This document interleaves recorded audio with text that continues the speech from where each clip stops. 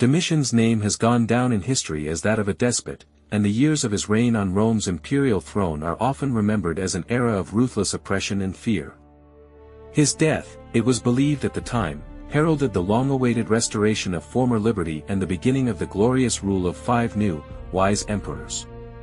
However, overshadowed by these dramatic events is the often overlooked fact that Domitian was not only a tyrant but also an unparalleled administrator under whose leadership the empire achieved unprecedented prosperity. This contradiction between his reputation and his actual accomplishments makes him one of the most enigmatic figures in Roman history. Domitian was the third and final emperor of the powerful Flavian Dynasty, which left a profound mark on the annals of the Eternal City. The future emperor was born in Rome in 51 AD. He spent a significant portion of his youth under the guardianship of his uncle Sabinus, while his father, Vespasian, and older brother, Titus, served outside the capital, dedicating themselves to strengthening and expanding the Roman Empire. Domitian was 12 years younger than Titus and seemed to constantly reside in the shadow of his more renowned and celebrated brother, whose military exploits and political successes eclipsed his own existence. Unlike his brother, Domitian was not afforded the same comprehensive education that might have prepared him for the intricacies of political life and diplomacy. This circumstance may have contributed to his subsequent difficulties in effectively communicating with the influential Senate, foreshadowing the future conflicts and misunderstandings that would define his reign. Nevertheless, he received a respectable education in Rome, befitting his senatorial rank, which allowed him to navigate the upper echelons of Roman society. Domitian's life, like the destinies of many other Romans, drastically changed after Emperor Nero's suicide in 68 AD, an event that plunged Rome into chaos. Although very little is known about Domitian during that tumultuous period, known as the Year of the Four Emperors, he appears to have remained in Rome even after his father openly declared his claim to the imperial throne. When Vitellius's troops suffered a crushing defeat at the Second Battle of Bedriacum at the hands of Flavian forces led by Primus, the victors pressed their advance on Rome itself.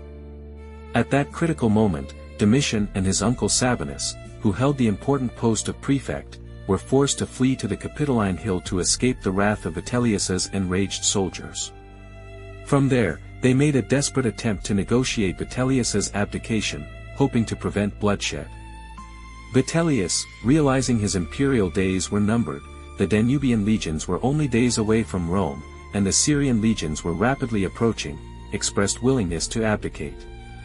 However, his soldiers, blinded by fury and despair, refused his abdication and unleashed widespread violence and looting throughout the city. In this fierce struggle, Sabinus was killed. When the Flavian forces under Primus finally entered Rome, Vitellius was dragged from his hiding place, subjected to agonizing torture, and executed.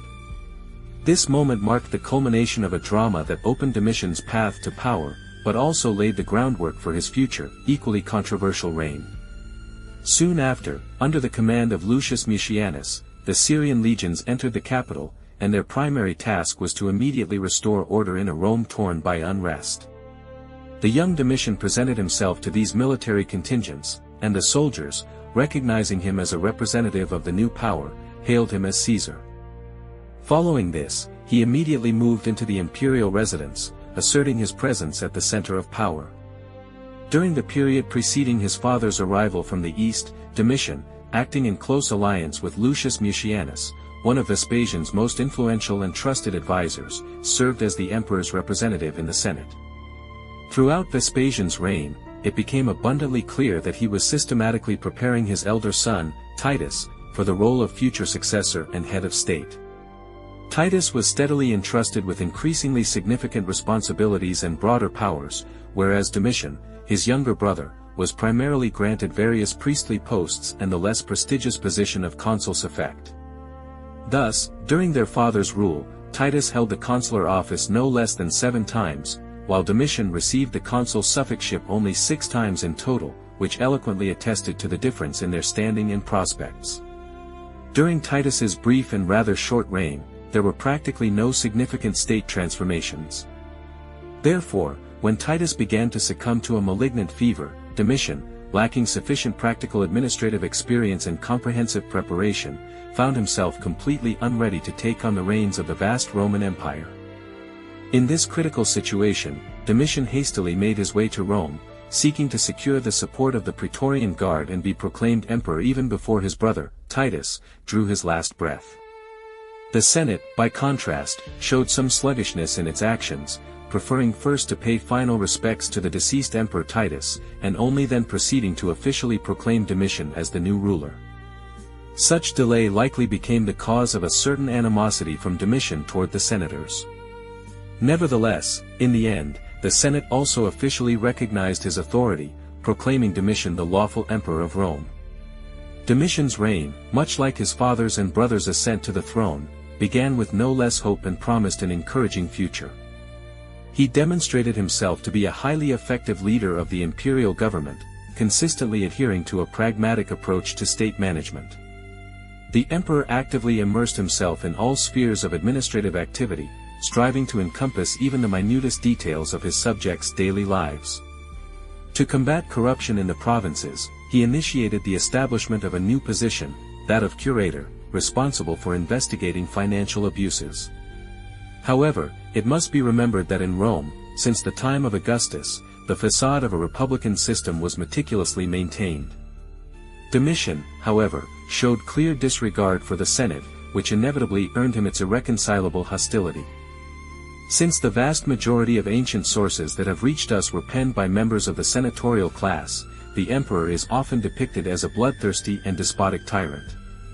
While such a disparaging characterization is not always fair, Domitian indeed concentrated the full extent of Rome's political power exclusively within the imperial court.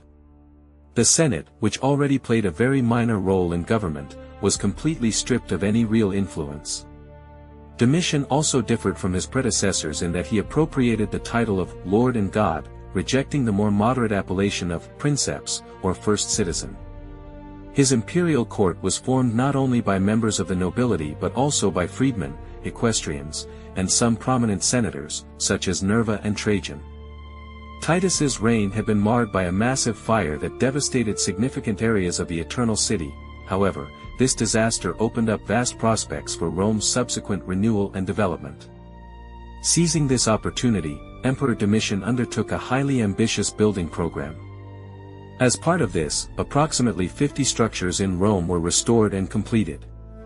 Among the most notable of these works were the rebuilt Temple of Jupiter Optimus Maximus on the Capitoline Hill, the construction of a new magnificent palace on the Palatine, and the creation of a new forum in the heart of the city. This forum would later be named after Domitian's successor, Nerva's Forum. Notably, all restored buildings proudly bore only Domitian's name, while mentions of the original builders were systematically removed. The emperor surpassed all his predecessors in the volume of construction, with the possible exception of Augustus alone. These grandiose architectural achievements, combined with frequent and generous public games, contributed to his high popularity among the broad masses of the Roman populace.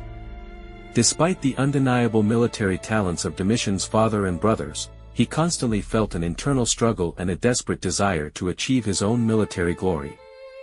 At the very beginning of his reign, in the spring of 83 AD, Domitian traveled to Gaul, hypocritically declaring the purpose of his trip to be a census. However, his true intentions were revealed by a sudden attack on the Chatti tribe.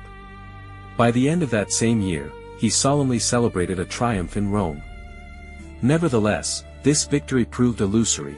The war was far from over, and Domitian's actual efforts primarily involved the construction of roads and fortifications.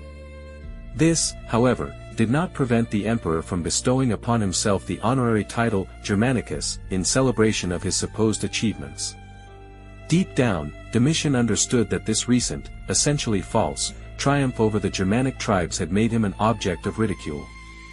Meanwhile, the Roman general Agricola advanced deep into Scotland, conquering all lands except the inaccessible mountainous regions. Apparently driven by envy of his outstanding achievements, Domitian ordered his withdrawal south. Simultaneously, Roman troops were commanded to redeploy from Britain to strengthen the security of the Danubian frontier, which faced a serious and widespread threat emanating from the Suebi, Roxolani, Marcomanni, Quadi, and also the Dacians. Agricola, despite his retreat, was offered triumphal honors, but his subsequent removal from active duty and lack of new appointments led to speculation and assumptions that Domitian either envied him or did not trust him. It is worth noting that Agricola's son-in-law was the famous historian Tacitus, and therefore it is quite probable that part of Tacitus's animosity towards Domitian can be explained precisely by the emperor's treatment of his celebrated relative. In late 85 AD, the Dacian king Decebalus ordered his troops to cross the Danube and attack the Roman province of Moesia. The Roman governor was apparently completely unprepared for the assault, and along with his legion, he was entirely annihilated during this unexpected attack. Domitian himself immediately traveled to the province to restore order and expel all invaders. After stability was restored in the province, Domitian left Praetorian prefect Cornelius Fuscus in command of the situation and hurried back to Rome to celebrate yet another premature triumph in 86 AD. Fuscus, in turn, took command of 6 legions and moved into Dacia, pushing back the enemy. However, this proved to be a cunning trap. The Roman legions fell into a carefully planned ambush, and Fuscus himself perished in this bloody battle. Furthermore, at least one legionary standard was lost to the enemy, and the remnants of the Roman army had to retreat with great difficulty to Roman territory. Thanks to this significant victory over the Romans, Decebalus received the title of King of all Dacians. Emperor Domitian realized the full gravity of the situation and immediately returned to restore order on the empire's borders. As part of a strategic reorganization, Moesia was divided into 2 separate provinces, which allowed for the placement of significantly more legions under the command of individual military leaders. In 88 AD, a new army was formed, intended to once again advance into Dacia and restore lost Roman pride. This time, the military units under the leadership of Tedius Julianus followed the same route as Fuscus 2 years earlier and again encountered the Dacians at Tapi. In this clash, the Romans were victorious, forcing the Dacians to retreat. However, before complete victory was achieved, something unexpected happened: the legions of Upper Germany mutinied. The reasons for this uprising remain unknown, but it forced the Romans to conclude a humiliating peace treaty with Decebalus. Under the terms of this agreement, the Romans were obliged to pay Decebalus a significant sum of money and send skilled craftsmen to assist him in various construction projects. Domitian began planning a campaign against the rebellious legions, securing Trajan's support, but before they could reach Upper Germany, the governor of the neighboring province of Lower Germany advanced independently and successfully suppressed the mutiny. After this, Domitian again returned to the Danubian frontier to confront the Suebi, Marcomanni, and Quadi, who were actively raiding Roman territory. It is assumed that these tribes may have formed a pact with Decebalus, seeking to disrupt the peace in the Roman provinces. Nevertheless, by the end of 89 AD, an agreement was reached, and the border remained calm for a time. However, this was only a temporary cessation of hostilities. The tribes were not fully subdued. 3 years later, the same tribes again began to raid Roman lands, and now the Sarmatians joined them. Dacia, nominally a Roman client state, granted Roman troops permission to pass through its lands, allowing an attack on the Sarmatian heartland. Details of this campaign are extremely scarce, but it resulted in another cessation of hostilities, and Domitian returned to Rome, where he was granted an ovation. This type of honor was significantly less prestigious than a triumph, which apparently indicated Domitian's dissatisfaction with the situation on the Danubian frontier. Domitian, the Roman emperor, earned a highly unflattering reputation in all surviving historical sources, including even Christian ones. The latter, in particular, persistently claimed that he launched large-scale persecutions against adherents of the new faith. However, a closer look at historical evidence shows that Domitian's policy amounted to maintaining the existing principle of taxing those who refused to worship the deities of the Roman pantheon. He did not single out any specific religion or belief system for special persecution. This financial levy was initially introduced to punish the Jewish population of Judea for the rebellion that occurred in 66 AD, and Christians at the time were simply perceived as one of the many sects of Judaism. Although Domitian was indeed often described by contemporaries as a person prone to cruelty, there is very little convincing evidence that his severity was applied purposefully or to a greater extent specifically to Christians. The primary opposition to Domitian's rule was rooted predominantly in the senatorial circles of the Eternal City. Throughout his 16 years in power, Domitian unilaterally held one of the 2 consular seats in all but 4 years. Nevertheless, he was well aware of the need to somehow appease the Senate, generously granting its representatives many of the remaining consulships. At the same time, however, he effectively ignored the Senate as a fully functioning governing body of the empire. Concurrently, the emperor actively elevated the equestrian order. Prominent members of this order were appointed to various prestigious and influential positions throughout the empire, including, for example, provincial governors and praetorian prefects, which significantly strengthened their positions and influence. Towards the end of his reign, Emperor Domitian revived treason trials, the very processes that had previously been abolished by Titus. During this dark period, up to 11 former consuls were put to death, and many senators were exiled. It seemed that Domitian was sinking deeper into paranoia, and for reasons that remain unknown, he ordered the execution of one of his trusted household secretaries. This act, apparently, served as the spark that ignited the idea of a conspiracy to eliminate him. Finally, on September 18, 96 AD, Domitian fell at the hand of one of his freedmen. Notably, none of Domitian's other close associates were executed, and the Praetorian Guard, at least in the initial moments, did not take immediate retaliatory action against the assassins. As soon as news of Domitian's demise reached the Romans, an elderly man, approximately 60 years of age, was solemnly proclaimed the new emperor of Rome. This man was Marcus Cocceius Nerva, who would later go down in history as the first of the so-called 5 good emperors. His reign traditionally marks the beginning of a new golden age for the Roman Empire.